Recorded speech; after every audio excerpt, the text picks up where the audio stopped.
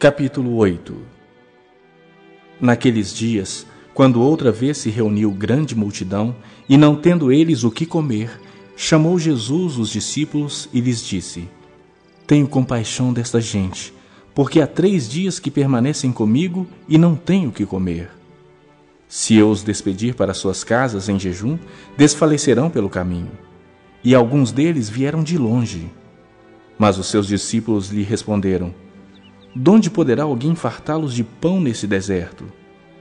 E Jesus lhes perguntou: Quantos pães tendes? Responderam eles: 7. Ordenou ao povo que se assentasse no chão, e tomando os 7 pães, partiu-os após ter dado graças, e os deu a seus discípulos, para que estes os distribuíssem, repartindo entre o povo. Tinham também alguns peixinhos, e abençoando-os, mandou que estes igualmente fossem distribuídos. Comeram e se fartaram, e dos pedaços restantes recolheram 7 cestos. Eram cerca de 4.000 homens. Então Jesus os despediu. Logo a seguir, tendo embarcado juntamente com seus discípulos, partiu para as regiões de Dalmanuta. E saindo os fariseus, puseram-se a discutir com ele, e tentando-o, pediram-lhe um sinal do céu. Jesus, porém, arrancou do íntimo do seu espírito um gemido e disse: Por que pede esta geração um sinal? Em verdade vos digo que a essa geração não se lhe dará sinal algum. E deixando-os, tornou a embarcar e foi para o outro lado. Ora, aconteceu que eles se esqueceram de levar pães, e no barco não tinham consigo senão um só. Preveniu-os Jesus, dizendo: Vede, guardai-vos do fermento dos fariseus e do fermento de Herodes. E eles discorriam entre si: É que não temos pão. Jesus, percebendo, lhes perguntou: Por que discorreis sobre o não terdes pão? Ainda não considerastes, nem compreendestes? Tendes o coração endurecido? Tendo olhos, não vedes? E tendo ouvidos, não ouvis? Não vos lembrais de quando partiu os 5 pães para os 5.000, quantos cestos cheios de pedaços recolhestes? Responderam eles: 12. E de quando partiu 7 pães para os 4.000, quantos cestos cheios de pedaços recolhestes? Responderam: 7. Ao que lhes disse Jesus: Não compreendeis ainda? Então chegaram a Betsaida, e lhe trouxeram um cego, rogando-lhe que o tocasse.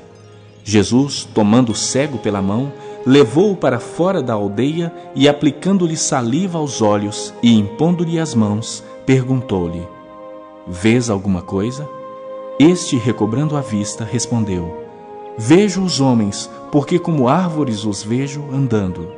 Então, novamente lhe pôs as mãos nos olhos, e ele, passando a ver claramente, ficou restabelecido. E tudo distinguia de modo perfeito.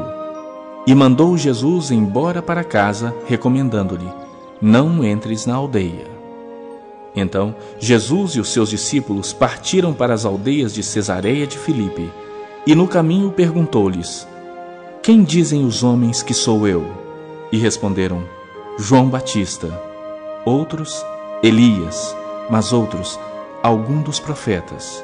Então lhes perguntou: Mas vós, quem dizeis que eu sou? Respondendo, Pedro lhe disse: Tu és o Cristo. Advertiu-os Jesus de que a ninguém dissessem tal coisa a seu respeito. Então começou ele a ensinar-lhes que era necessário que o Filho do Homem sofresse muitas coisas, fosse rejeitado pelos anciãos, pelos principais sacerdotes e pelos escribas, fosse morto e que depois de 3 dias ressuscitasse. E isto ele expunha claramente. Mas Pedro, chamando-o à parte, começou a reprová-lo. Jesus, porém, voltou-se e, fitando seus discípulos, repreendeu a Pedro e disse: Arreda-te, Satanás, porque não cogitas das coisas de Deus, e sim da dos homens. Então, convocando a multidão e juntamente os seus discípulos, disse-lhes: Se alguém quer vir após mim, a si mesmo se negue, tome a sua cruz e siga-me. Quem quiser, pois, salvar a sua vida, perdê-la-á. E quem perder a vida por causa de mim e do Evangelho, salvá-la-á. Que aproveita ao homem ganhar o mundo inteiro e perder a sua alma? Que daria um homem em troca de sua alma?